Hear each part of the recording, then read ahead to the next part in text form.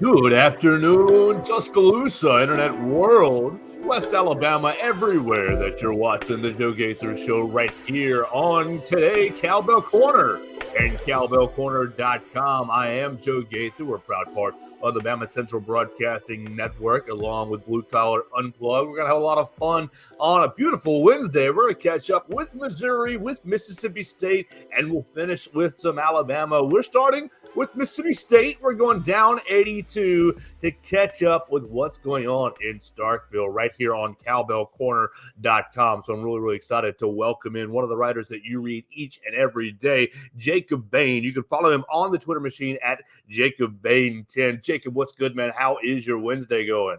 Oh, there you go. Perfect. It's going good. How are yours? It's going pretty well. We're just hanging out.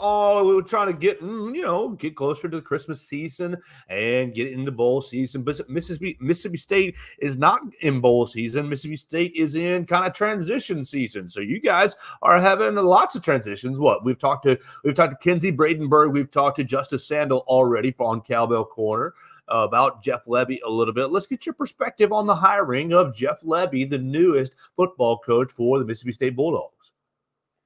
Yeah, he was somebody that you heard early on the search.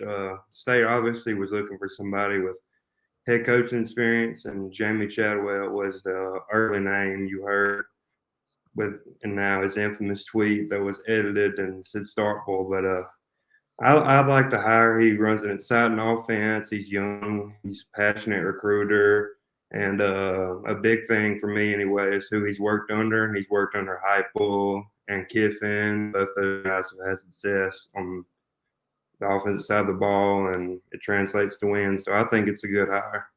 Absolutely. Well, he's been very busy. So we already kind of talked about Jeff Lebby with Justice Sandel and Kenzie Bradenberg, but he's been very busy because he's been hiring assistant coaches. He's been filling out coaching staffs. He's been recruiting. Let's hit on some of the assistants that he's already brought in. Let's start with Coleman Hutzler. Coleman Hutzler, current outside linebackers coach and special teams coordinator at the University of Alabama. He's going to stick with Alabama until the playoff run is over, but he is moving to Starkville to take over as defensive/co-defensive coordinator in Mississippi State. He hasn't really, what do you think about his poaching from the Alabama coaching staff? It's always good to poach somebody that's coached under Nick Saban, and he was the co-defensive coordinator at Texas in 2020, but I was expecting State to hire somebody with a little more experience, maybe somebody like DJ Durkin, somebody like that. But, he's a good recruiter. But, because he's at Alabama, or is he just a good recruiter in general? But he's worked under Saban, so, I trust him. How important is it to retain Chad Bumphus as wide receivers coach? I would say he's the best recruiter in the state.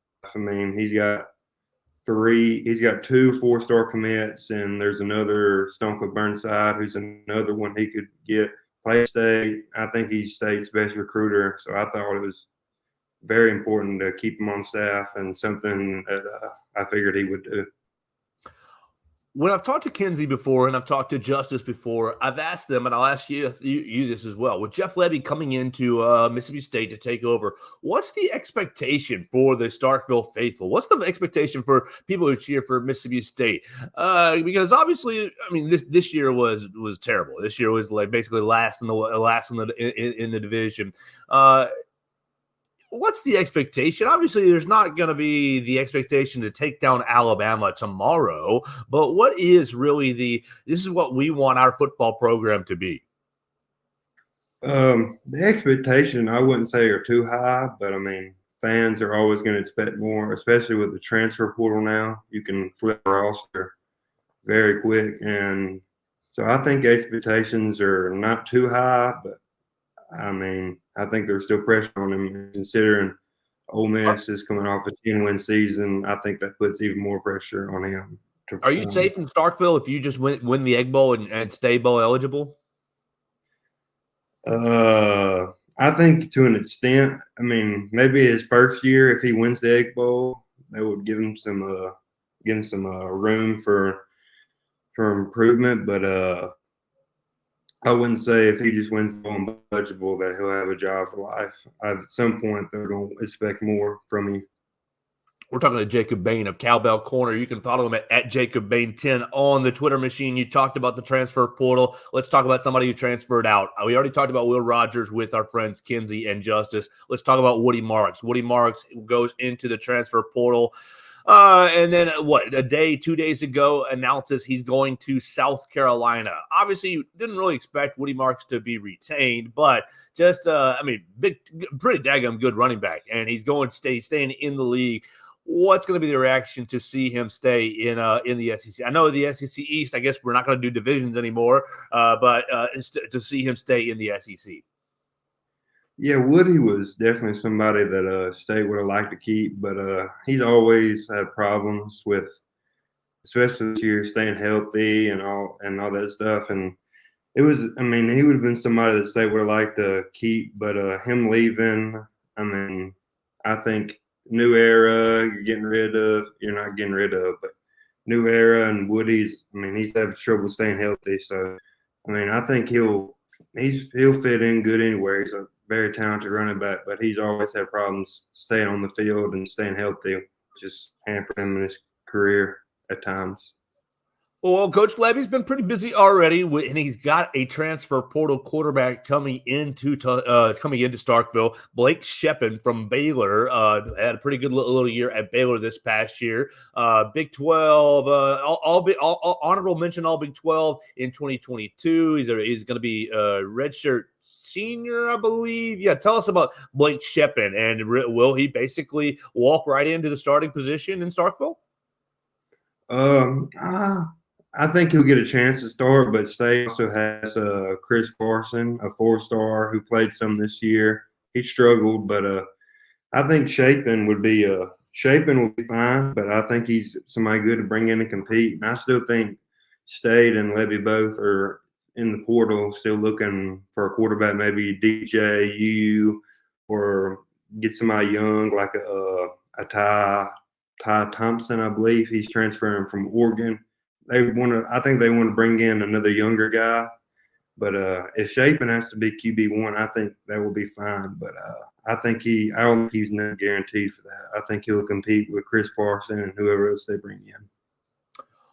Well, what else is Jeff Levy and his staff going to be going after in the next 7 days? It's going to be early signing date next Wednesday, and Mississippi State currently sits with the number 40th overall recruiting class. If you're looking at 24/7 Sports, you already talked about Chad Bumpus, just a hint, getting some of these 4-star receivers. Why don't you highlight some of these guys that are in this Mississippi State recruiting class, and maybe some guys that Jeff Levy is going to try to persuade to join the class in the next 7 days? The first guy that really stands out to me is J.J. Harold. He's been committed to State since June, I believe, and he's been very active on Twitter and social media, recruiting other guys to join him. And another guy that they got during the summer was Jimothy Lewis. He's originally from Madison Ridgeland Academy here in Mississippi, but he transferred to IMG. And he's a 4-star guy. And, he had a good relationship with Will Friend, who was not retained, so that was always a worry. But he visited this weekend, and it seems that it went well. And a guy that committed the same day as J.J. Harrell, but he is Stone Burnside from Starkville, and he decommitted. And it seems that State's back in the lead when he officially visited this weekend, and he's announced that his final two will be State and Ole Miss, but he's yet to officially visit Ole Miss. And this weekend, he's in the Mississippi-Alabama All-Star game. So we don't know if he'll be able to officially visit Ole Miss. I'm sure they'll try definitely to flip him or try to get him in the boat. But another guy from Meridian is Daniel Hill. He's a 4-star athlete. He's really good. State got him on an official visit this weekend, and that's a far cry because he did camp at State this summer or visit this summer. But getting him on campus was a big deal for Levy and them. And I think it was reported, he said it was one of his top 2 official visits he's been on, and I think State could get him, but I think if Alabama really pushes him for a commit, that he will go to Alabama. Let me pause you right there. Let me pause you right there on Daniel Hill, because Daniel Hill has been such an interesting prospect this whole summer and really fall, because if family ties to Mississippi State. Father played at State. Kid seemed like he wanted to go to South Carolina for a little bit of time. And it seemed like family said, no, that's too far. No, okay, so let me go to Tuscaloosa. No, we want you to State. Okay, and then he's flirting with Tennessee. He's been doing this dance with State, with Alabama, with Tennessee, with South Carolina, really for 3-4 months. You've been following it from the State perspective, Jacob. You just said that you think that they have a chance to land him. What's been the feel? What's been kind of the reaction to Daniel Hill? Because he's kind of been it seems like leaving Mississippi State on the back burner, like, oh, you're the girlfriend that will always love me. I'll just go see if I can get somebody hotter for a little bit, and if not, then you're always going to be there for me. What's the feel about Daniel Hill? I mean, he's a legacy. Yeah, he is. He's a legacy, but Meridian is close to Tuscaloosa, and it's typically been hard for State to pull guys out of Meridian, even though they're in-state kids. But it is really weird. Daniel Hill had showed no interest in State or Ole Miss. He was set to go out of State, and like I said, just getting him on an official visit was a big deal, because he had never stepped foot on campus as a recruit. But Jeff Levy and I think Chad Bumpus helped a little in getting him on campus, and obviously they're going to get a recruiting boost after the visit. And but I think if Alabama decides they don't want to push a commitment for him, I think he could very well end up at State or South Carolina. But I think he wants to go to Alabama, and if Alabama pushes him for a commit, then he will end up there. That's what's been so strange to me, Jacob, is I do think that Alabama does want him. And so it's been like, well, if Alabama wants you and you want Alabama, why don't you just go ahead and just lock it on down? It's going to be interesting to see what happens with him over the next 7 days. Let's hit basketball real quick before we round up out of here. Mississippi State 7-2 already on the early part of the season. Give me an update on Tulu Smith. How's his foot? What's his outcome for coming back? He's probably 3-4 weeks still away. And really, Mississippi State bounced back from the Georgia Tech loss in the SEC Challenge. Don't worry, Alabama lost as well to Clemson, so you're not alone. What's the kind of, we're in that December lull for Mississippi State on the precipice of SEC play? Oh, yeah.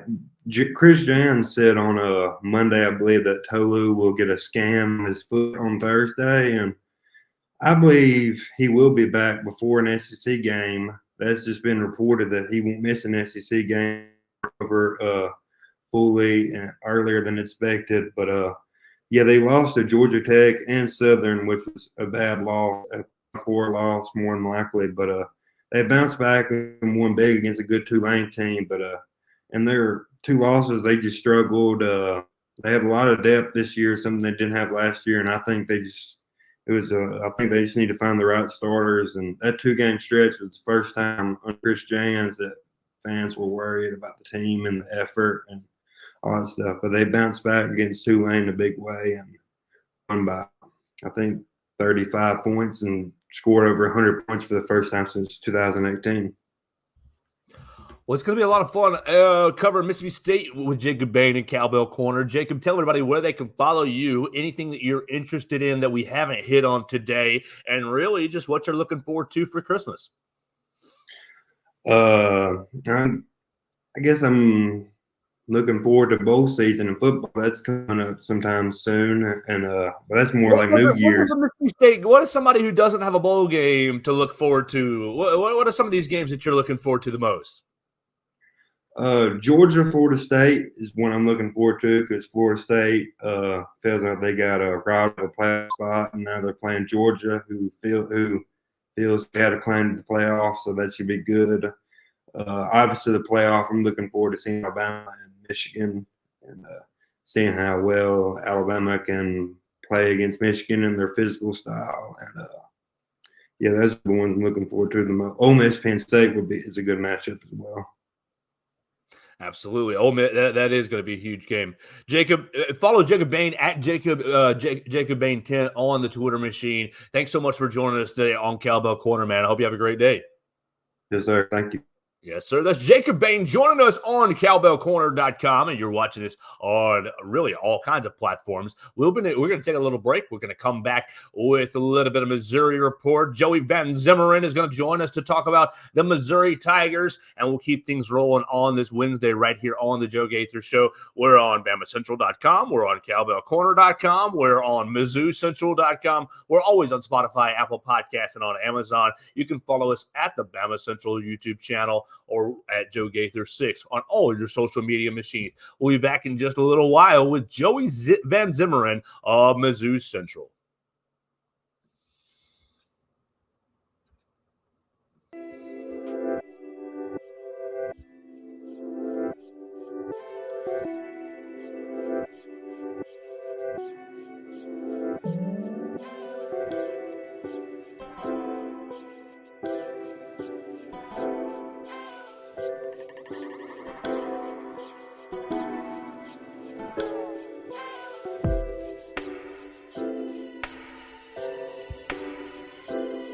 All right, welcome back to the Joe Gaither Show right here on BamaCentral, Cowbell Corner, and now on MizzouCentral.com. Hanging out with you on Spotify, Apple Podcasts, and on Amazon right here on YouTube, Facebook, and Twitter as well. We want to thank Jacob Bain joining us from Cowbell Corner already this morning. We talked about Mississippi State. We talked about Jeff Levy, his new coaching assistants, a little bit of recruiting as well. Now it's time to head up to Columbia, Missouri, and we'll find our friend Joey Van Zumeren from MizzouCentral.com. You can follow him at JoeyVZ_ on the X machine, and we've got a lot of Cotton Bowl stuff to talk about. First, Joey, how was your Thanksgiving? And good to see you, sir.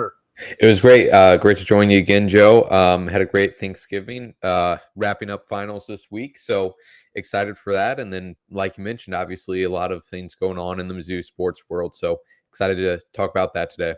Absolutely. Make sure you keep up with Joey Van Zumeren and all of his work at MizzouCentral.com. Okay, is there going to be even an opponent when Missouri gets down to Dallas for the Cotton Bowl? Ohio State transfers out, opts out, lots of movement on the Buckeye side. Is Missouri and Eli Drinkwitz licking their chops at the possibility of beating a blue blood in a big-time bowl game? Yeah, I mean, it's been interesting to watch Ohio State kind of all their, like you mentioned, all the movement they've got going on there. The big one obviously being their quarterback, Kyle McCord, entering the transfer portal and not playing in this game. So it's going to be Devin Brown getting the start there for Ohio State at quarterback. But I think that situation really just shows off the amount of depth that Ohio State has. They're obviously going to recruit very well. Devin Brown is a 4-star quarterback coming out of high school, was the 5th highest quarterback in the class of 2022. So he's still going to be a good player. It does not take away any challenge for Missouri, other than the fact that Ohio State now is going to have only a month to prepare with a whole new starting quarterback. And obviously, I'm sure the team is familiar enough with him as he was competing with McCord during this offseason, but it obviously is still going to be an adjustment for them. So I think, like I said, that situation really just shows off all the depth that Ohio State is going to have. But then also it seems that, even though Ohio State, with all the success they have, it would seem that, being in the Cotton Bowl is just kind of another year for them. It wouldn't mean as much as it would for some other schools. It seems like, from at least what the players are saying, that this game will still mean a lot to them. They do not want to end a really good season off on a loss to Michigan and have that be the headliner for the 2023 season. So they really want to get this win. Some of the players talked to the media yesterday, including wide receiver Emeka Egbuka, hard name to pronounce there. But he and a few other players spoke to the media, and they seemed really motivated for this game. Egbuka said that he would be playing in this game, even though he will likely be declaring for the NFL draft sometime soon. And that Egbuka specifically is big news for Ohio State to have. I think he was the 3rd leading receiver for Ohio State this season. And I think he will be really a matchup that Ohio State and Ryan Day over there will try to expose as far as a mismatch going up against Missouri's defense. They obviously have two of the greatest cornerbacks in college football, and Ennis Rakestraw and Chris Abrams-Drain. Rakestraw is questionable for that game as he has been dealing with a leg injury for the majority of this past season here. So that's definitely something to watch, that matchup. And also, too, Rakestraw and Abrams-Drain mainly play the boundary, and Ibuka is much more of a slot receiver. So it'll be interesting to see how Missouri's defense and Blake Baker try to combat that. So he's announced he's playing, and then it will really be over these next 2 weeks heading into the game, seeing all the other movement. Obviously, Marvin Harrison Jr. will be a guy to watch. He's obviously expected to declare for the draft in the coming days, and then he'll have to make the decision of whether he wants to play or not. But really, just like I said, Ohio State has a lot of depth, and no matter what, it's going to be a tough challenge for Missouri. Well, I think the Cotton Bowl is one of the games, one of the non-playoff games that I'm looking forward to the most. I mean, obviously, Florida State and Georgia in the Orange Bowl is going to be very dramatic, depending on who shows up in those games. But Missouri, from a Missouri standpoint, I think there's a chance for Missouri to really put a big old stamp on their season and say, "Oh, you didn't think that the SEC was very strong this year, or maybe we went to Athens and lost. LSU came in and beat us, but we're a real good football team, and we're going to show Ohio State." Even with the problem. My issue, Joey, is that if Missouri ends up winning, well, my issue is that Green Bay Packers Cup, but really, Missouri ends up winning. The narrative, everybody's going to say, well, Ohio State didn't want to be there. Yeah. Ohio State had all the opt-outs. They're going to discredit the win. But I think Missouri has a really good chance to say, you know what, here's our stamp, and this is our big step forward as a program. We're here no longer in the SEC East, but as a pretty much top half player in the SEC as long as Drinkwitz is around. So really just the moment, the opportunity. Obviously, Missouri is really seizing the moment or so. Just how important is it for Drinkwitz to come away with a victory in this Cotton Bowl? Yeah, Drinkwitz was actually in the press conference he had on the day that the Cotton Bowl was announced. He was kind of playing it down a little bit, that the opportunity for them. Because I don't think he wanted to build it up too much, build up the expectations too high for his players.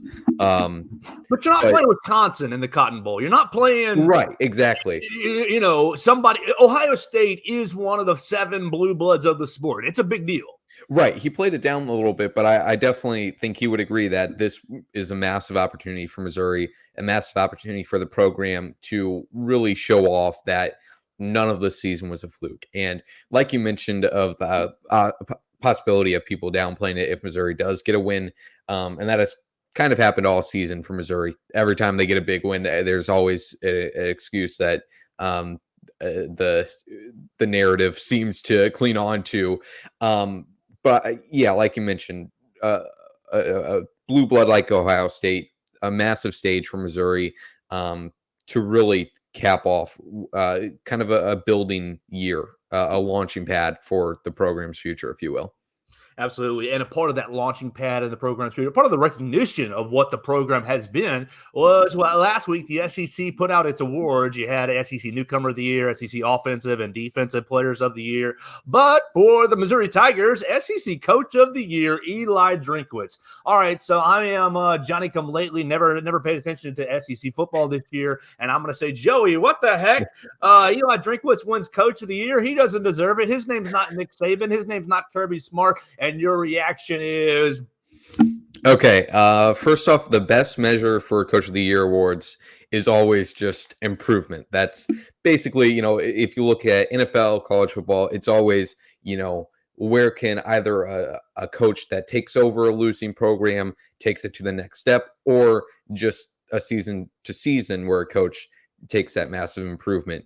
And that's the case with Missouri, certainly, and for Drinkwitz, going pretty much just around 500 in his first few years, and then in 2023 finally putting it all together. That's the biggest case, just that improvement. And I think mostly it's just all of the players seem to buy into his program, no matter how corny it may seem from the outside, his whole personality and everything. If they're buying it, then who cares? Yeah, exactly. It is funny to see kind of the difference in Drinkwitz, at least this year in the media, being kind of buttoned up and everything. That's definitely a change from the past few years as well. And then just seeing how he interacts with the players from the content we get from like post-game Instagram live streams from the locker room, which is always fun. But yeah, they have all seemed to buy into his program, and the kind of maybe over the top some people might consider of the sayings or possibly cliches people might consider of something to prove and whatever. The players are all bought into it, and if they don't buy into it, none of this works, and they don't have a 10-2 season. So just that improvement is the easiest way to measure. And then also, he recognized some issues that led to kind of their failures in the past few years, and he made some changes to those. Hired Kirby Moore as his offensive coordinator, which seems to be a great success. And he talked about this again in his press conference after the Cotton Bowl was announced, of how he had to change his mindset heading into this season.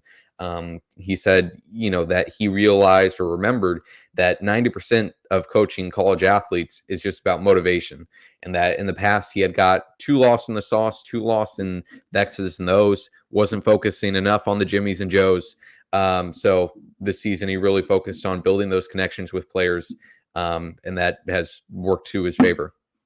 That's incredible. And that's a great lesson, really. Coach Saban likes to talk about the players don't care what you know until they know that you care. So Eli Drinkwitz kind of taking a little bit of a page out of that. And I was facetious. I think Eli was a great choice. Easily top 2 candidate. I mean, you could go the old tried and true and check off Nick Saban off the box, but Eli deserved recognition for a great season, and I'm hopeful that it continues for Eli Drinkwitz and the Missouri Tigers. It's going to be a big 7 to 8 days. I'm not going to ask you about anything specifically recruiting-wise. Next Wednesday is early signing day. Do you have anything that you're looking for over the next 7 8 days before we move on to football or move on to basketball? Excuse me. Not necessarily as far as recruiting. The transfer portal is definitely exciting to watch.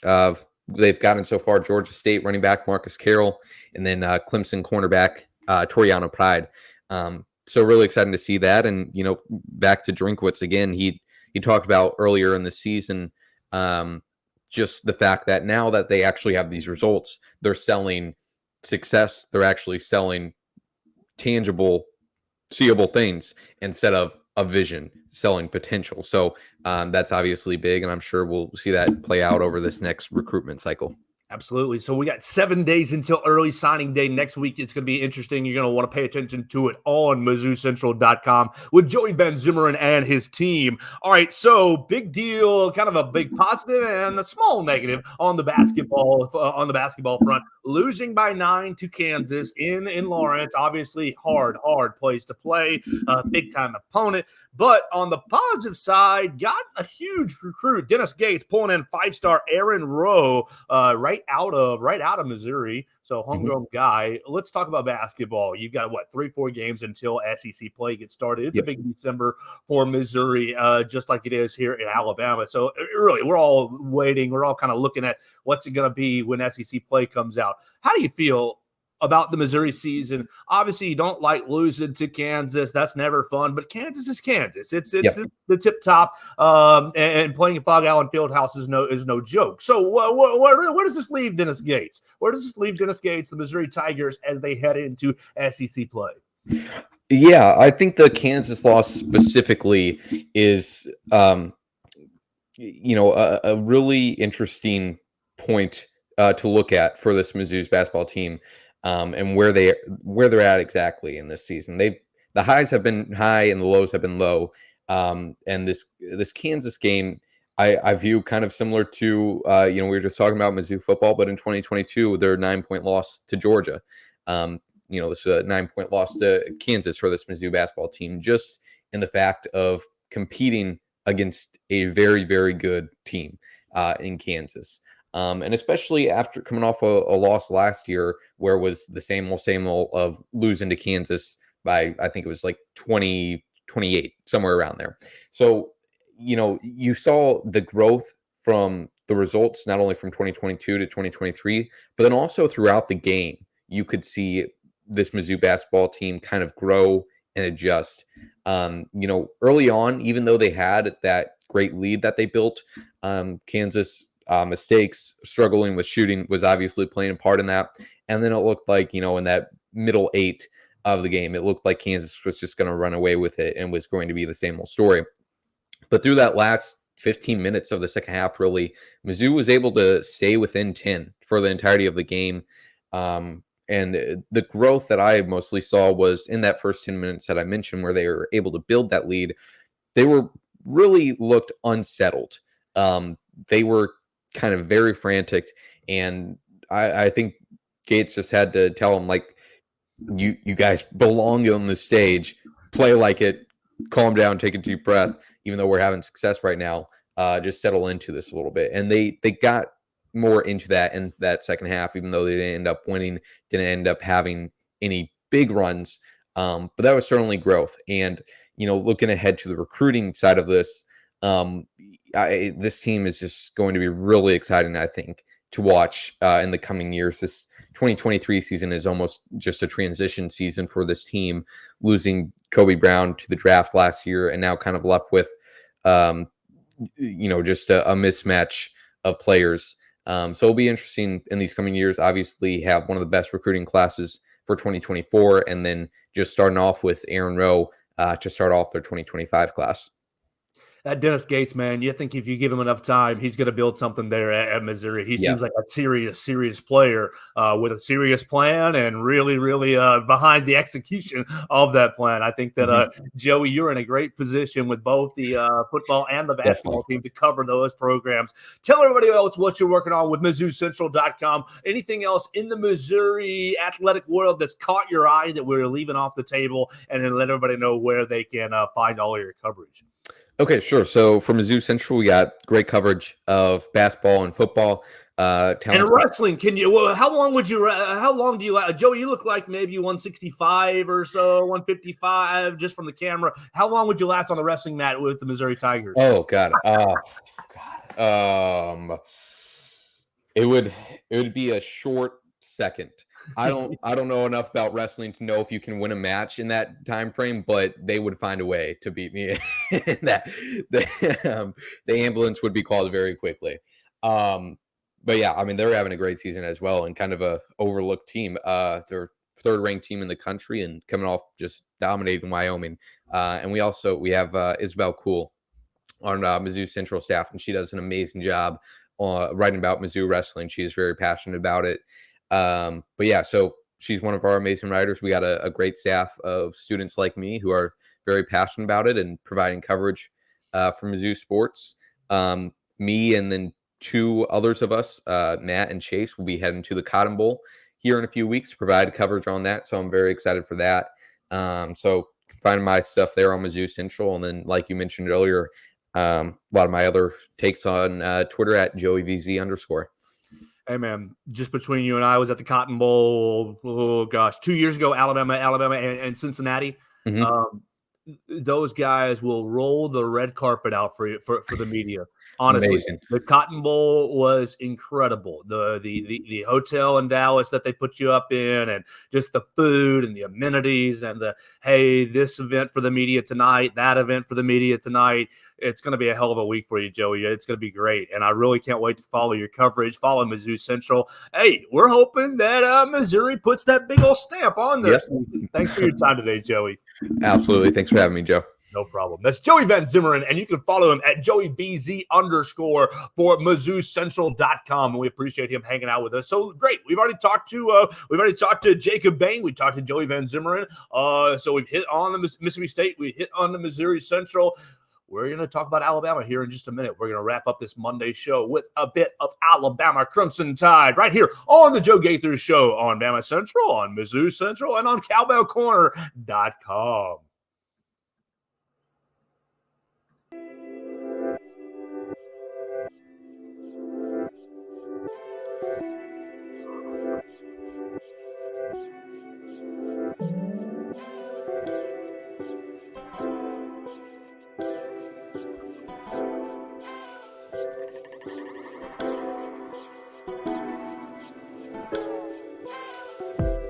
Good afternoon, Tuscaloosa. Welcome back. This is the Joe Gaither Show right here on BamaCentral and BamaCentral.com. You heard us already with our friends from Cowbell Corner and our friends from MizzouCentral.com. Jacob Bain with Cowbell Corner and Joey Van Zumeren from MizzouCentral.com. It's now time for right here on the BamaCentral portion of the program. We're really happy to be a part of the BamaCentral Broadcasting Network right here with Blue Collar Unplugged. We've got a lot of fun things coming out with the basketball season still getting rolling, still kind of fresh in our minds. Alabama playing Creighton this coming weekend on Saturday. Whew, the Tide needing to get something going. But of course, you can follow us at Joe Gaither 6 on all the social media accounts, wherever you get your social medias. Send us your comments, questions, queries, and complaints. We appreciate everybody who's subscribed to the show on Spotify, Apple Podcasts, and on Amazon. We love you on Facebook, YouTube, and on Twitter as well. At BamaCentral, BamaCentral.com, BamaCentral on the Twitter machine, at Alabama Crimson Tide on Facebook, Alabama Crimson Tide on Sports Illustrated, on Facebook, and then at Alabama SI on Instagram. So you already heard some talk about Mississippi State. You already heard some talk about Missouri. Let's talk about Alabama. Big news out of USA Today involving Auburn. I've got handful of talking points, and we'll get out of here. But involving Auburn. All right, Auburn is in trouble. Okay, you heard me get really, really riled up a couple of weeks ago, about a month ago, about Michigan and its cheating scandals, sending Connor Stallions to different opponents over the course of a couple of years and stealing signs. Well, it sounds like Dan Woken and the USA Today people, let's see, let me make sure I get my name right. Yeah, Dan Woken and the USA Today guys, writing an article today about scouting in college basketball and basically coaches using cameras in their arenas. And who was the main example that they used? The University of Auburn in 2016, 2017, 2018, 19 or so, or some of the kind of anonymous coaches who have been talking for this story. You can read it right there at usatoday.com. I don't really want to encourage you to go away from BamaCentral, but this is a kind of interesting / weird / unfortunate, unusual story. Friends that have been talking around the morning, have insinuated that this is well known, that don't run any sets in opposing gyms, don't use walkthroughs for shoot around type purpose. If you wanted to run some sets or walk through some plays or walk through some concepts, do that in the hotels or in the ballrooms or in other places, in parking lots, but don't do it in opposing teams' gyms. It seems like a widely known concept around college basketball, but our man Dan Woken, who many people have different feelings about, I usually have negative feelings about him, but he is a reporter. He does find dirt. He singles out the enemy, a little bit of the enemy. He singles out Auburn. So what do we think? Bruce Pearl, Bruce Pearl, always been on the line, on the edge, has always kind of danced in the gray area. We all remember what happened with him at Tennessee. He may still be at Tennessee today if he didn't lie to the NCAA. And obviously, different people can view lying to different degrees, but the NCAA really, at that time, viewed lying to them in investigations as a serious thing. So he got hit, whatever, the show calls. He was out of basketball for a minute.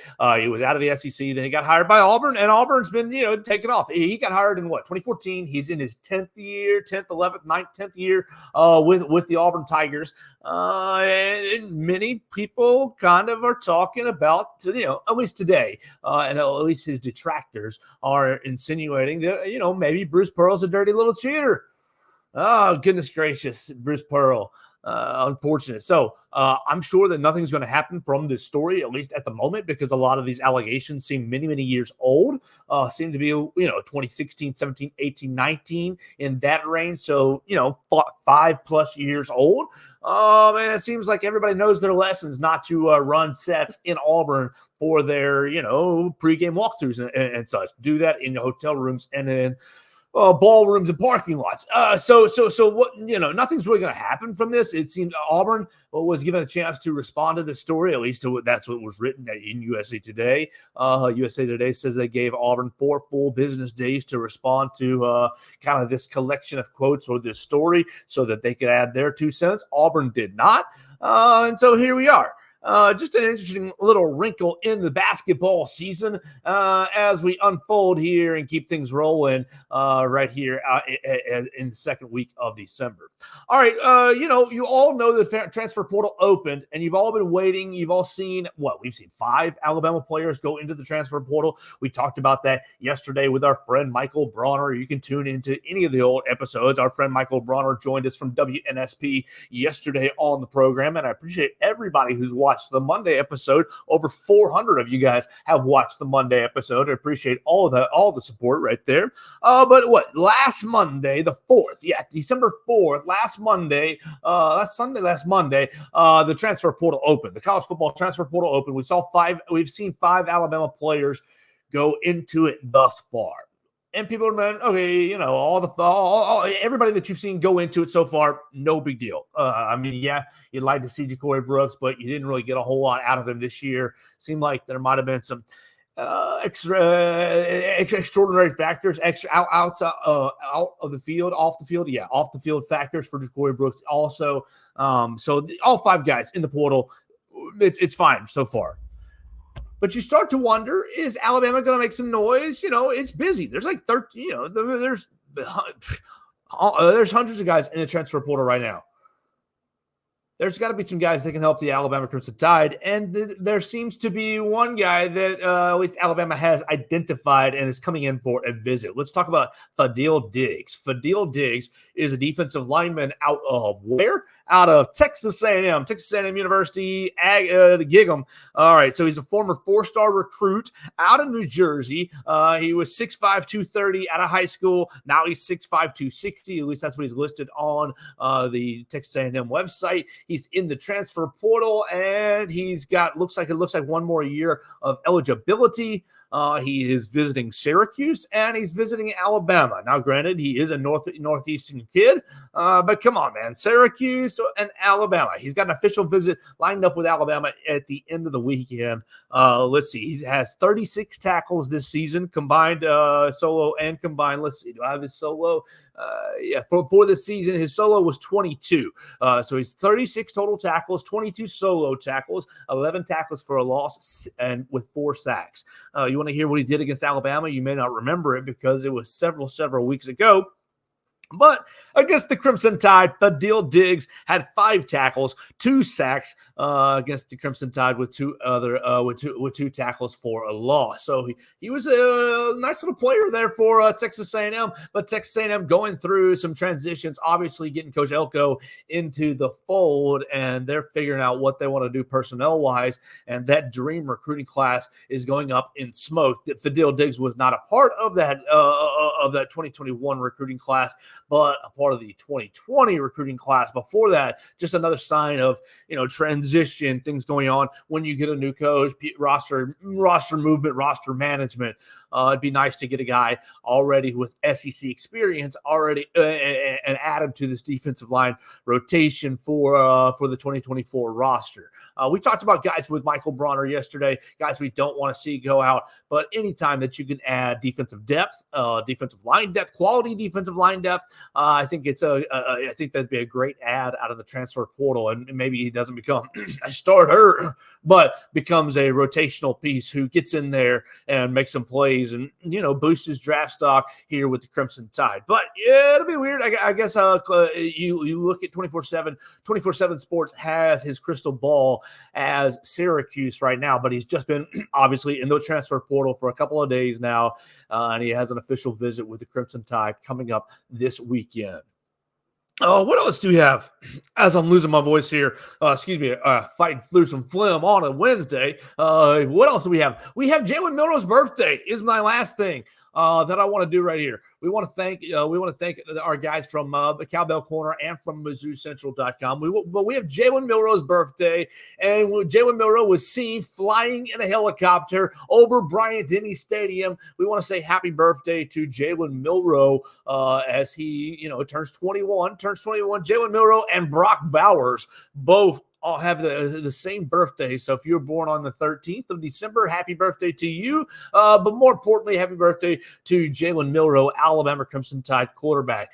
Alabama will reopen practice at the end of the week. We will have coverage on that at BamaCentral.com. A lot of early enrollees will be in town on Friday, enrolling and participating in bowl practice on Saturday. So it's going to be a lot of fun. Hopefully, we're going to be able to catch up with another recruit or two before they go behind the closed wall that is Alabama Crimson Tide Athletic Facility. We'll see who we can catch up with in the next day or so, as Friday is going to be a huge day. A lot of guys enrolling at the capstone. Julian Sayin being the leader among them. So bowl practice is going to get underway on Saturday.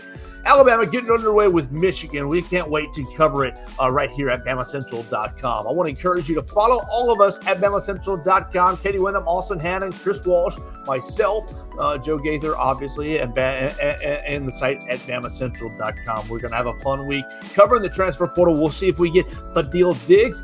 They're 7 days away. Coach Saban is still on the road recruiting. We'll keep covering that. Be looking out for recruiting rundown on Friday, of course, as it drops on BamaCentral.com, if I can do my job for once in my life. I appreciate everybody who's tuned into the show for the last handful of days. It's been a lot of fun seeing the numbers grow. Share it with a friend. The Joe Gaither Show on Bama Central, on Apple Podcasts, on Amazon, on Spotify, right there on YouTube.